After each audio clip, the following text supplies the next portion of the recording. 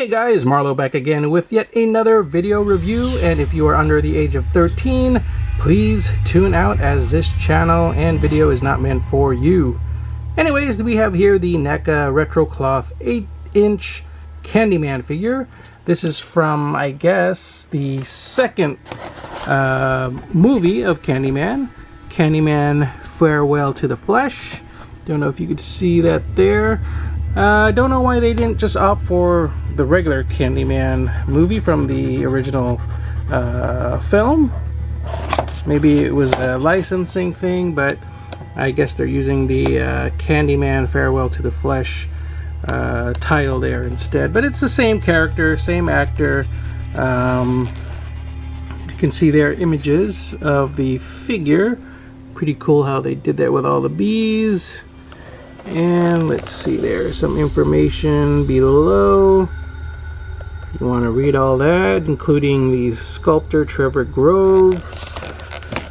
And this is in a plastic clamshell style packaging, as they do with some of their 8-inch retro cloth figures. Don't know why they choose to do this with some figures and boxes for others. So it's kind of weird how they don't really stick to a certain style of packaging. If there's a reason for that and you guys know, let me know, because I don't quite know myself. But I don't know, I kind of like this packaging. It's kind of cool. It's cool for those that want to display their figures. You have the hooks at the top there for you know, hooking it onto the wall or whatever. And if you want to, I guess you can technically just cut along these dotted lines, and you should be able to open up the figure and reseal them back in the package. I mean, he won't be mint, of course, because, you know, it's going to be cut along the lines, but if you wanted to keep them in plastic for display, you could do that with a nice artwork there. Anyhow, again, you could see the figure inside, all the accessories there, the exposed gory chest with the bees, and the extra head sculpt there, again with the bees coming out of the mouth. So anyways, let's go ahead and open this up and take a closer look at the figure out of package. And just in case, it says ages 17 and up, so this definitely is not meant for the kids out there. Alright, let's open up this guy. And here we have the Candyman figure out of package. And again, we have a really good likeness to the actor Tony Todd.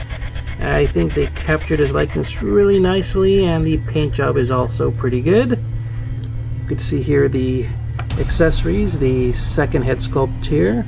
Again, the likeness to Tony Todd is not too bad. The paint job on this one's a little bit more rough. It's kind of weird with those dark colors around the eyes. Could have been a little bit of a smoother transition there.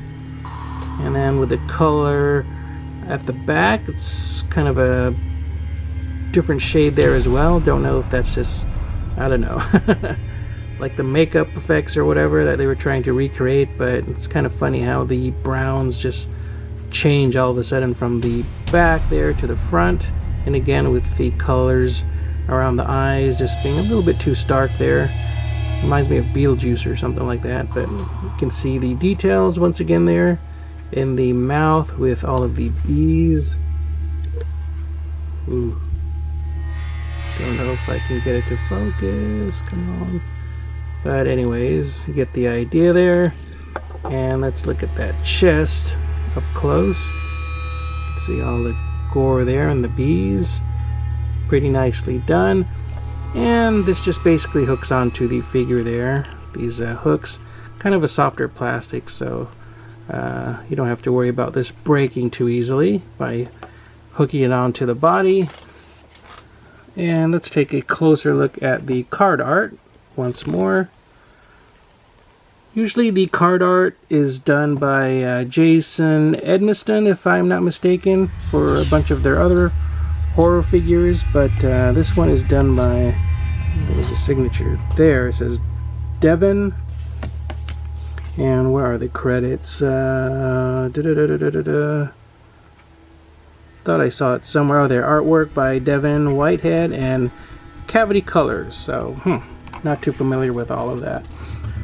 So, let's see. The figure itself, you can see the hook there. It's again a softer plastic, so you don't have to worry about that breaking too easily. Kind of bends a little bit, so hopefully, you know, won't have any problems with that if the figure were to fall or whatever. You can see some of the nice details there. He has this kind of long, kind of a scarf type thing coming from his neck. He has a belt there and his checkered pants. And what's really cool about this figure, the best part in my opinion, is the coat. Really well done by NECA with the fur there on the edges, which is really nicely done here for an 8-inch figure. So let me try to set the camera down and show you some of the articulation on this guy. Alrighty. Adjust my lighting. So as expected, nice range of motion on the head. It's on a ball joint. Arms do go out and swivel, bend at the elbow, rotation at the wrists. As you can see, there's a hinge, I believe. Oh no, yeah, there is a hinge here at the arms, or the hands, so they can bend back and forth. There's a ab crunch as well as a swivel at the waist.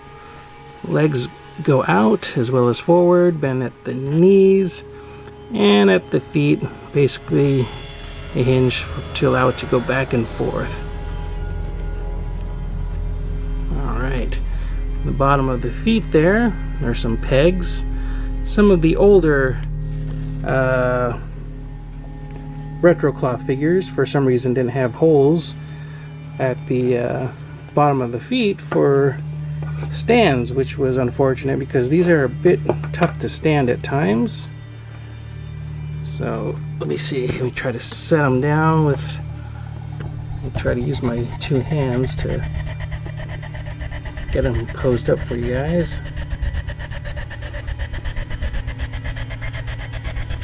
Oh, if I didn't mention it earlier, there is a bendy wire in the coat, which is kind of nice to allow for different posing options with the coat itself, so that's kind of neat. I like how they did that. But let me see, let me just try to get him to stand once more. Always tricky with these 8-inch figures. Alright, finally got him back standing. Again, the accessories there. And I'll just give you guys a good look at everything before I add the chest piece and swap out the head. So again, really well done in terms of the tailoring and the materials there to recreate the coat and the rest of the outfit. So let me try to get the chest plate on this guy. Hopefully it's not going to be too difficult to pop that on. Let's see, it should just hook on over his shoulders. And hopefully I don't need to take off the coat to do that. And let's see. Don't know if the scarf thing should just fall underneath it all. Just tuck it away, I guess. Let's see, is that sticking pretty good? Gotta clamp the lower section on. And then I guess if you can kind of cover it up with the coat, like so, it'll look a lot better. So there's how he looks with the chest piece on. That looks pretty gross right there, pretty cool. And if I can pop the head off, hopefully it's not too hard. Ooh, it is a bit tough. Probably best to heat it up with a blow dryer. Okay, got it off there. And let me see if I can pop the other head on.